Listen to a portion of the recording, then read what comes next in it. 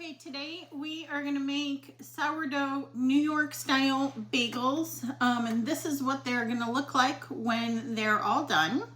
So you'll need all of the ingredients that I'm going to go over with next, and also remember that you'll need, like, I love everything bagels, almost as much as I like plain bagels, almost as much as I like Asiago cheese bagels. In other words, I don't think I've met a bagel, at least a New York style sourdough bagel, that I didn't like. So feel free to experiment with them. So when you gather the ingredients, you're also going to want to be sure that you have something that you would like to put on top of them. I haven't really experimented much with putting stuff inside. For example, cinnamon and raisin bagels. I would like to do some with garlic inside. I love savory. And eventually I'll also try some jalapeno. So check back to see if I've done those videos yet, or any other item that you would like to see, and just drop it in the comments. So next up, we will go over everything that you'll need in order to make these amazing bagels. Okay, today we are going to make sourdough bagels, New York style sourdough bagels. So we're going to use the sourdough starter. So I knew ahead of time we were going to make bagels, so I made sure that I have enough of the sourdough starter to do my bagels. We're going to use 300 grams of sourdough starter. So if you're planning in the future that say, hey, I want to make bagels this weekend, you're going to want to go ahead and prepare your sourdough starter. So add to it to be sure you have at least 300 grams. I usually start out mine having about 500 to 600 grams, knowing I'm going to use the 300 for the bagels, and then I still am going to have enough sourdough starter. So we're going to be sure that we use a kitchen scale. I will put in the comments the recipe, and I will try to add cups, tablespoons, etc. But a kitchen scale is really the way to go, especially if you're going to be making sourdough bread. Honestly, baking at all, the scale just makes it absolutely so much easier, and I'll kind of go over some of the features of the scale as we go. You don't have to spend a lot of money on a scale.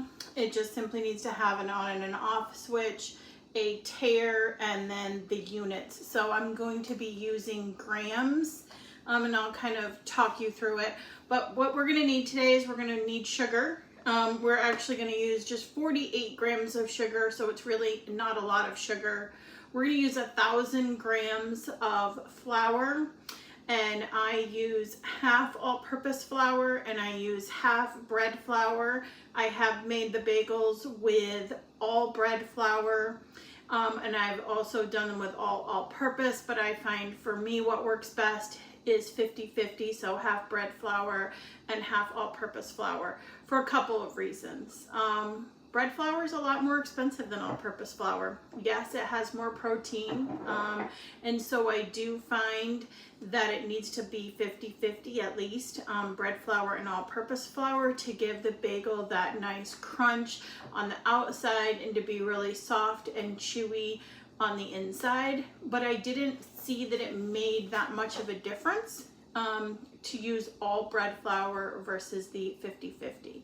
You're also going to need fine sea salt. I use this kind of fine sea salt by Morton, but you could certainly use the pink Himalayan salt, but it needs to be sea salt and fine instead of like the kosher, coarser salt.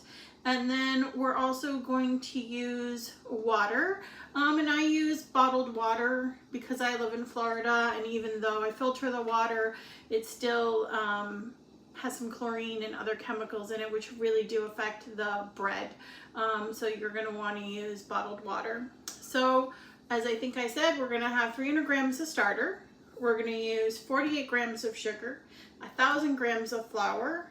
We're going to use 20 grams of the fine sea salt, and we're going to end up using 500 grams of water. So it's actually about a bottle of water and a little bit more.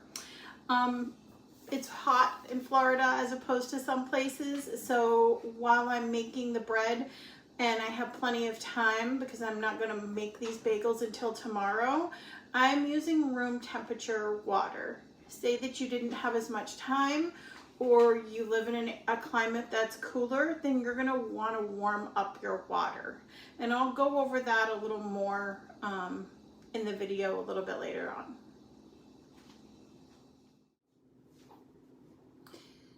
Okay, so you can see that I have my 300 grams of starter in a clear bowl. I'm trying to use a clear one so you can really see. And so as you know, if you are using sourdough a lot, the starter is kind of sticky and has kind of goopy, I'll say. It's goopy. It's goopy and it's sticky. So first thing that I'm going to do is I'm going to add my room temperature water. Now, as I said before, if you live in a cooler climate, I happen to live in Florida, and my house is about 74 degrees. So if you live in a cooler climate, you're going to want to warm up this water to probably about 85 degrees. I'm going to use room temperature water. It's right around 72 degrees. All right, so I'm going to empty my 500 grams of water into this bowl along with my starter, and I'm just going to stir it up.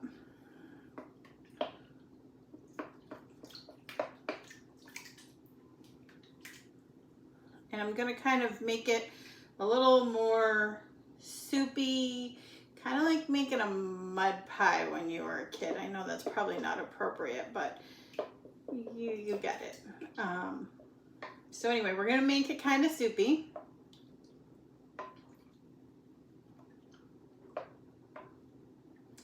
And then the next thing that I'm going to do is I'm going to add the flour. So this is the 1,000 grams of flour. And I'm just going to add it all right in here. And then, because I'm a little crazy, in a good way, I hope, I'm going to go ahead and I kind of make a little spot in the middle, and I put my salt and sugar. And I'm doing this so that you can really see it well and see how I'm adding things. But normally what I do is I'm just using the scale in one bowl. So once I have the starter in there and the water, I'm really just using the one bowl, and I'm tearing the scale each time when I'm putting the ingredients in there. So for example, I have my 300 grams of starter, then I'm going to hit tear on the kitchen scale, and I'm going to add the 1,000 grams of flour into the same bowl without putting them into another bowl before, just to make the cleanup easier. So anyway, now I have all of the ingredients in the bowl, and I'm going to stir this up. And this is it's quite a process of really stirring it up, and you're going to notice that before too long, it's very floury and there's not a lot of water. So it will take some time to kind of mix all of the ingredients together. And in a moment, I will show you what it looks like once all of the ingredients are combined. And I would really say just be patient in this process. It's going to take quite a lot of stirring.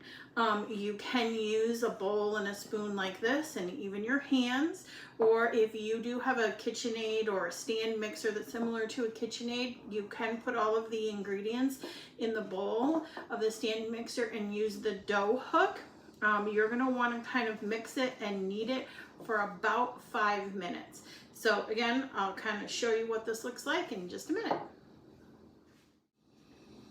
Okay, so I've been working at the dough for quite a while now, and the dough is going to look really shaggy like this, and you don't want to leave any clumps of flour within the dough, so you want to kind of work it and get all of those out, but it's going to look very shaggy like this at this point. So now that everything is incorporated, you can see that there's still flour on the sides because there's not a lot of moisture per se in the dough in this moment. Now we're going to let it rest. So we're going to have a very damp towel. So I wet this and wring it out.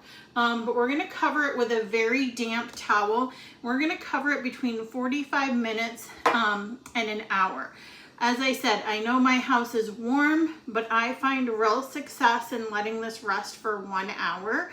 So I'm gonna let it rest for a whole hour. Then you'll see the next step, which is really pretty quick.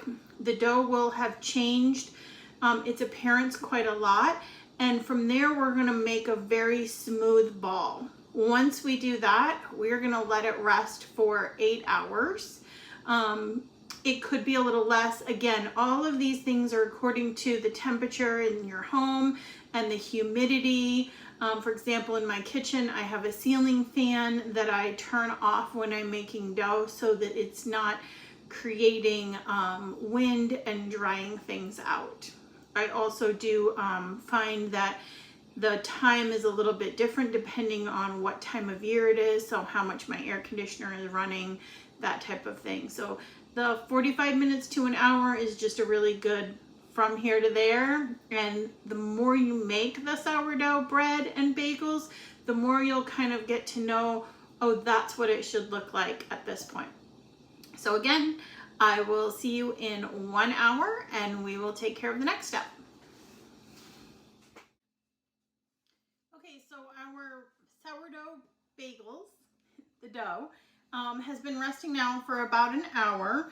So you'll see it still kind of looks shaggy on the top. And now is when this will take you probably about a minute, maybe a little less, maybe a little more, but you're just gonna kind of grab it on each side, just pull it up and kind of pull it over. And you're gonna do this kind of around the bowl, all the way around. And you're gonna notice that it might be a little still sticky on the bottom, or it might be a little dry, and that's all okay. So we're just gonna keep folding it onto each other, and you're just gonna see how it's already not looking as shaggy. It's gonna look smoother when we get done.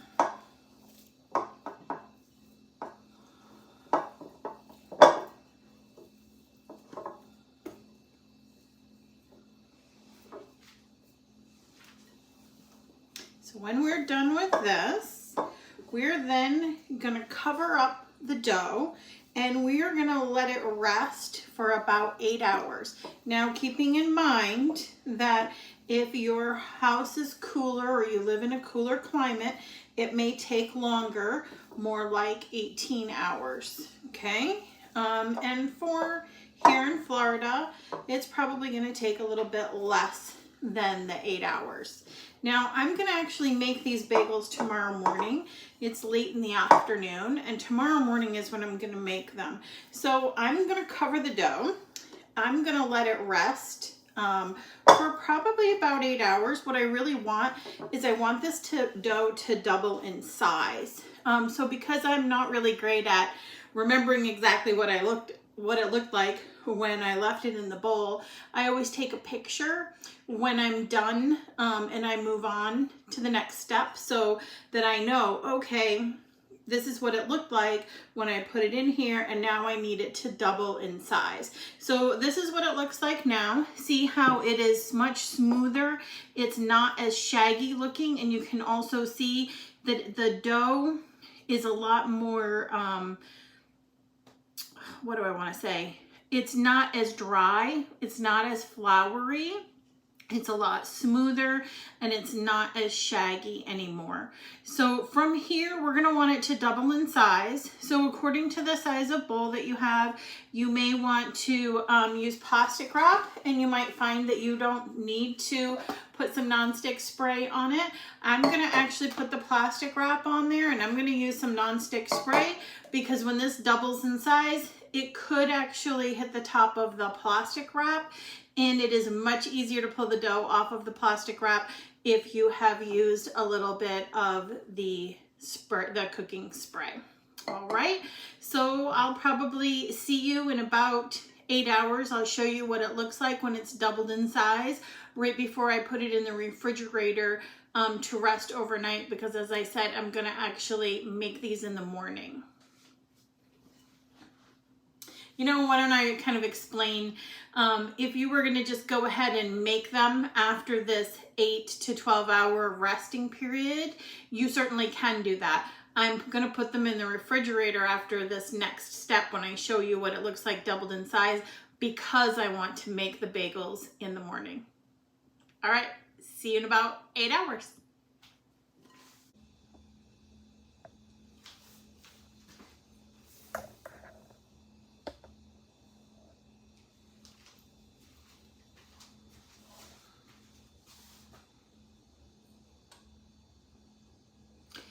Okay, so it's now been about 6.5 hours, and you'll be able to see that the dough has a little more than doubled. So that's what it looks like. And you can see that it's getting really smooth. So I'm gonna cover this back up and put it in the refrigerator overnight, because tomorrow morning I'm going to make the bagels. Now, as I said before, if you wanted to make the bagels now, you certainly could. So the dough is risen, and you could start that process. So we will make the bagels tomorrow morning. I will see you then.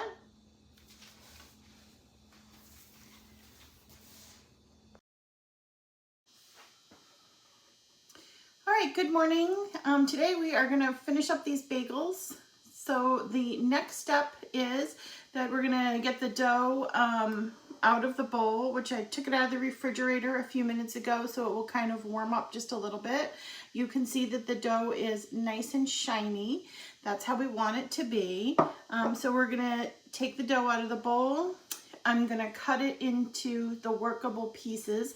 This recipe is gonna give us 16 bagels. And then we're gonna need some cookie sheets. So I've gone ahead and prepared some cookie sheets with parchment paper on them. And then I'm gonna spray them with a non-stick cooking spray.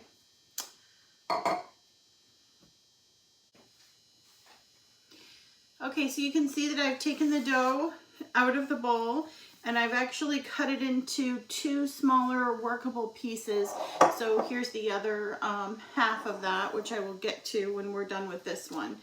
So the way that I do it is that I'm gonna make 8 bagels at a time. It just works out really well for the timing, because you'll see once we cut these and shape them, we're gonna let them rest for 15 minutes. So while I'm letting these rest for 15 minutes, I'm gonna work on the second half of them. So the way that I cut up the dough for the bagels is I don't actually use a scale for this part. I just eyeball it. If you really want them to be perfectly the same, then you may want to use a scale. So what I do is I just kind of eyeball it, and you'll see that I'm gonna kind of press out this dough a little bit with my fingers. I'm not really pulling, I'm just kind of pressing out with my fingers so that I can get it to be a good shape.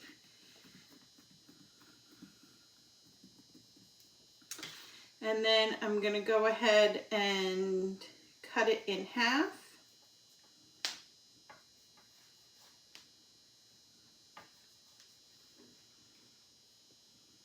And by the way, I don't find that I need my hands to have either flour or to be damp at this stage. The dough is really pretty awesome. So then I'm gonna cut the dough in 4 pieces. And then I'm gonna cut it again so that at the end I'm going to have 8 pieces. And you'll kind of see that some of these are gonna be a little bit bigger than the other ones. All right, so then I'm start with this piece. You're gonna fold in the edges on these pieces of dough. I like to use my hand to kind of roll them into a round shape. Some people like to do it right on the surface, their countertop surface. So I'll kind of show you both ways. And what we're doing is we're just getting it into a really nice cohesive ball. and they're going to kind of look like this. And I'm going to stick them right here on the tray. So show you on another piece that has 4 sides, the same thing. I'm going to kind of push those in, and then I'm going to give this a really nice round shape.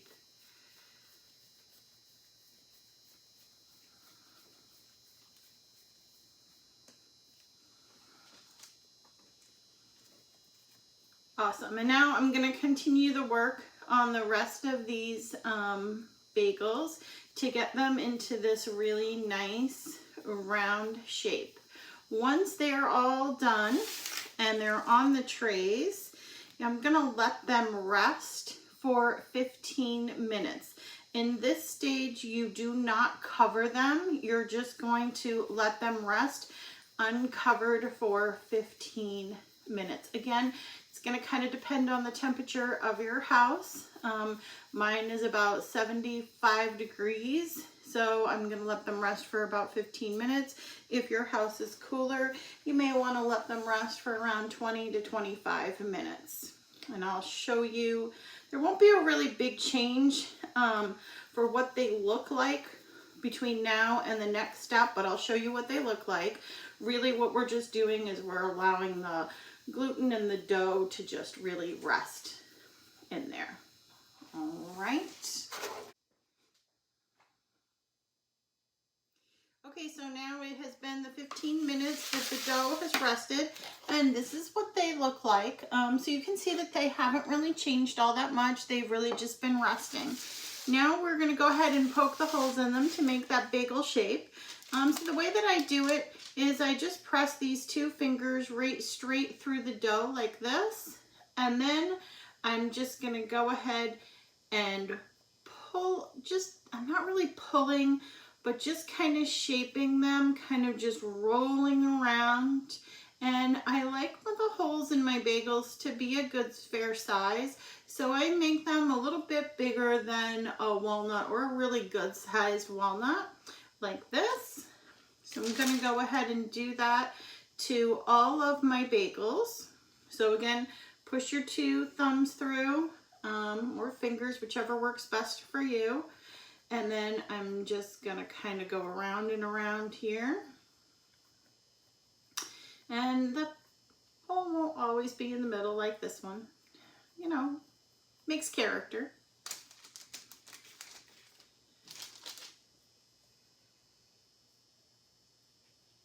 I love to bake, make things homemade for my family and friends. I feel like it really means more when it has a piece of you and your heart in it. So it doesn't have to be perfect. It's homemade. It just has to taste really good. All right, and then the last one, and remember I said some of these would be a little bit smaller because I did not use the scale. I just kind of eyeballed it to measure it out.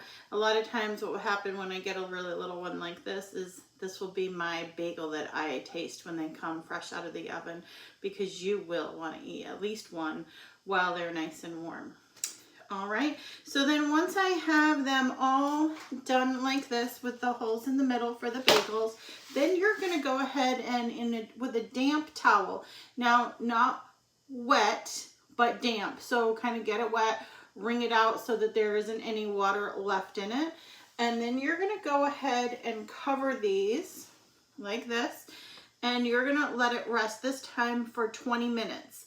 Now, during the 20 minutes, you're going to want to go ahead and preheat your oven to 425 degrees. You're also going to get a good sized stock pot or pot to boil your bagels in. So you'll want to get that water warming up just according to your stove. It might actually take pretty much the 20 minutes to warm that water up so that it is boiling. And you're going to add about a tablespoon of honey. Maple syrup will work. Also, some folks use baking soda. I don't particularly care how the baking soda makes the bagels taste, but you'll choose one of those things. Today I'm going to use honey just because that's what I have on hand. All right, I will see you in 20 minutes. Okay, so it has been the 20 minutes and the bagels have been resting for the 20 minutes, covered with the damp cloths, and you'll see they expanded a little bit. And while I was waiting the 20 minutes, I got the boiling water ready, and I also preheated my oven to 425 degrees. I also got ready some Asiago cheese, which we're going to put on top of some of the bagels, and also the everything seeds to put on the top of some others. So I'm going to, out of the 16, make some that are plain, make some that are everything, and some that are Asiago. And it's very simple, that process, which I will show you next. We're going to actually boil the bagels. You boil them for 30 seconds on each side. And I use one of these to flip them over. You could also use a slotted spoon or a set of tongs, whichever works easiest for you. All right. Okay, so this is the pot of the boiling water, and I'm gonna go ahead and put the bagels right in here. I'm gonna boil 4 of them at a time, because as you'll see, that's kind of about what this pot can handle. If you have a smaller pot, you can obviously do fewer of them, and if you have a larger one, you can do more. So I'm gonna set my timer for 30 seconds. And if the bagels have been cold out of the refrigerator and you've been working on them, as you kind of saw, some of mine stayed on the bottom for a little bit. If they are still on the bottom at the 30-second mark, you're just going to kind of give them a little nudge to get them to come up to the surface. But be patient. If they're in there for a little longer than the 30 seconds on each side, it's certainly okay. You just don't want to leave them in there for a long time over that. So that's the 30 seconds, and now I'm going to go ahead and flip them over.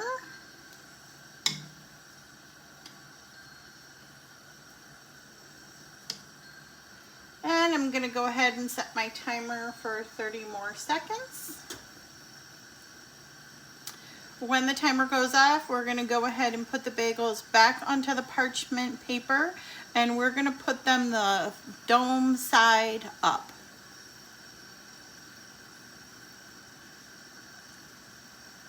And once they've cooled off a tiny little bit, enough where you can actually touch them, we're going to go ahead and put the everything on top of them and the Asiago, which I will show you in just a couple of seconds. So we're going to go ahead, and it's good to strain the water off and flip them on the dome side up.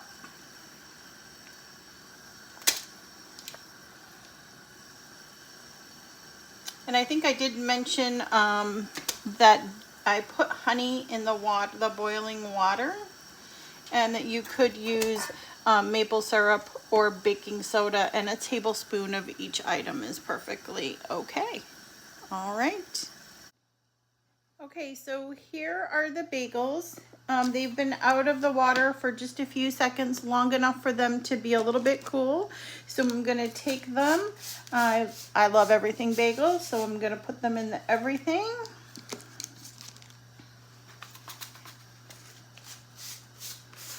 And if you really like the everything, you can certainly put it on both sides. And then I'm gonna do these in the Asiago. And I'm just gonna kind of put the Asiago cheese around the bagel like this.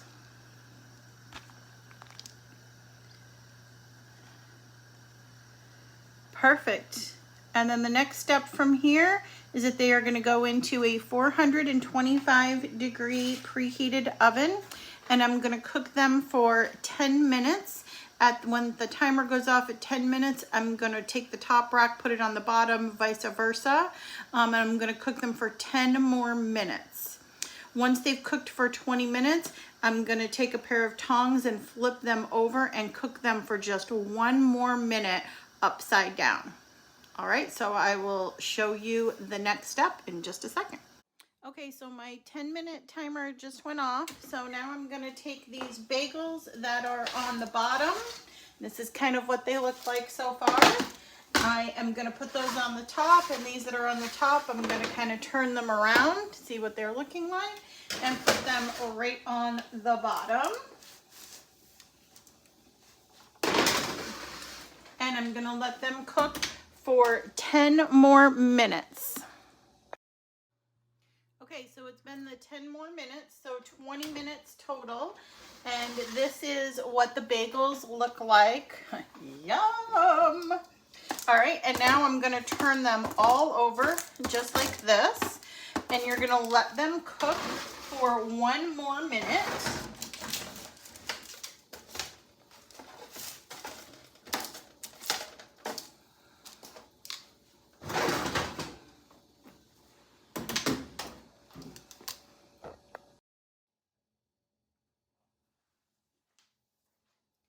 Okay, so here are the sourdough bagels.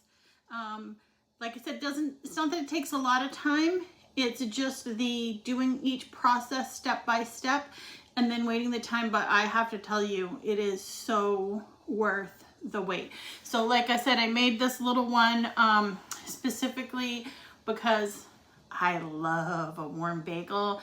And I really love the first bite just without any butter or anything on it, just to kind of know the crunch, the softness, the chewiness. So it has a good little crunch. Look at that.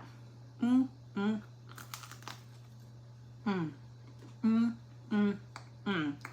right, I hope you enjoy the sourdough New York style bagels as much as I do.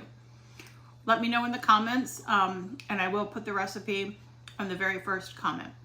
I hope you enjoy your bagels. Have an awesome day.